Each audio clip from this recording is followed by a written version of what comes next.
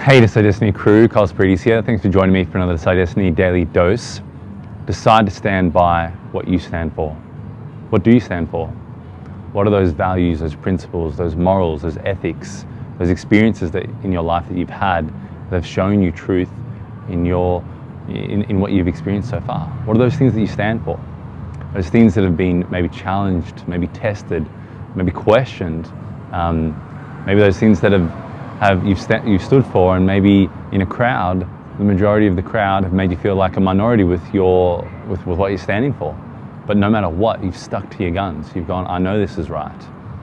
You know, it's something that's so innate in us, and as kids you can see it when a kid gets pushed over, or a bully has a crowd around him and they bully a kid, and it happens with adults, it happens with people we pay a lot of money, it happens with leaders all around the world.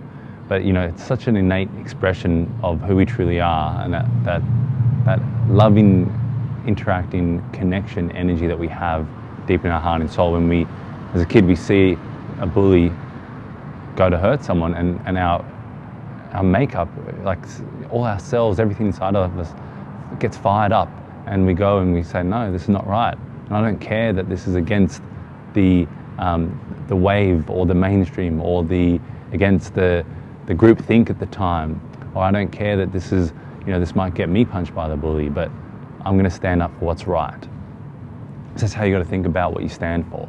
Do you truly stand by it, or are you flaky? Flakiness is not what we need going forward. Flakiness is not what we need for this world that we all inhabit, interact on, for the leaders, for youth. I mean, one of the biggest challenges going forward is going to be mental health. It's something that's not talked about nearly enough. Doesn't get the same sensationalism as other topics, unfortunately. But who do they need? Who do the people of the future need? They need people that are strong in what they stand for. They need people that are strong in what they believe. They need people that are strong in their values, in their purpose, in their vision. And something that really made me think about it, because we can adopt so many opinions, beliefs, and a lot of what we think isn't generally what we think, it's what we have adopted or what we have been told to think. And I saw this thing on Instagram the other day, and I thought I'd just, or it was on a story somewhere, and I thought I'd share it with you. And it goes, when you can't explain in detail why you believe what you believe, you don't have beliefs. You have been programmed.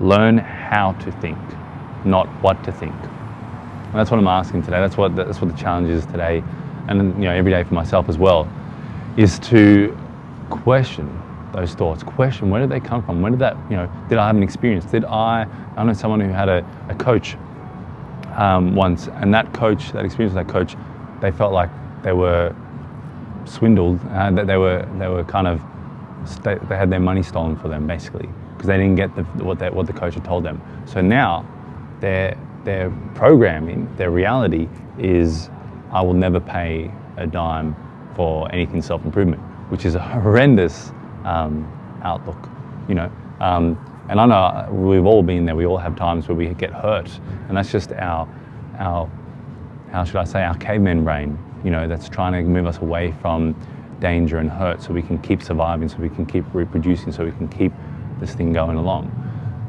But with the conscious brain, with the hopefully evolving brain, the awakening brain, the awakened third eye, the awakening heart and soul, and the understanding of who you are, you get out of that touch the pot, I hurt my hand, I'm not going to go near pots, I'm going to have nightmare of pots for the rest of my life. You get away from that, and you go, this pot is actually utility, I can use this. This experience is actually utility. I can learn from this coaching experience that this is why it didn't work. And if I'm wanting to work, I will note these things and make adjustments to these things. And I think something really powerful happens when you get into a place of learning, rather than kind of saying that happened, I'm not going to go near there again. I don't want to have another bad experience. When you look at everything as learning, then you don't have such a pain body carried with you from experience to experience. And when you stand for what you believe, when you learn your beliefs, you actually are going to question them. You're going to try and understand where that belief came from. You're going to try and understand why you believe that, and what are the material or the physical or the actualizations of those beliefs. Are they just beliefs that you can bring up in a discussion because you think it sounds cool or trendy? Or are they beliefs where you stand for it, and no matter what, nothing's going to get through what you're standing for? And that's the question today. Can you stand by what you stand for? Are you standing by what you're standing for? Because what we need from here on and going forward is for you to stand by what you're standing for. Jim Rohn has a great whole philosophy on this, and he talks about you need to have, I'm going to misquote him here, but you need to have the kindness and the love to nurture the plants, but you also need to have the strength and the courage to kill the weeds. So you've got to have both. You've got to know how to use all the dimensions, all the sides of you, so that what you're standing for, what is good about the world, what is good about your freedoms, what is good about your life, what is good about your community remains and doesn't get stolen, doesn't get manipulated, doesn't get corrupted. And that's the message for today, guys.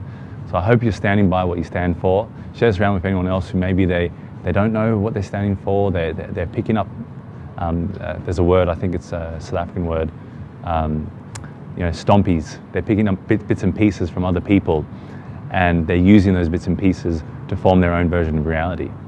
Really get deep, dive deep into knowing yourself and work out what is it that I stand for. Because we need that going forward. The future generations need that. The way that we've been so blessed to live in the ways that we've lived, and all the things that we're wanting to improve in our society needs that.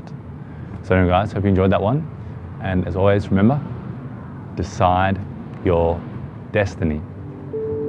Cheers.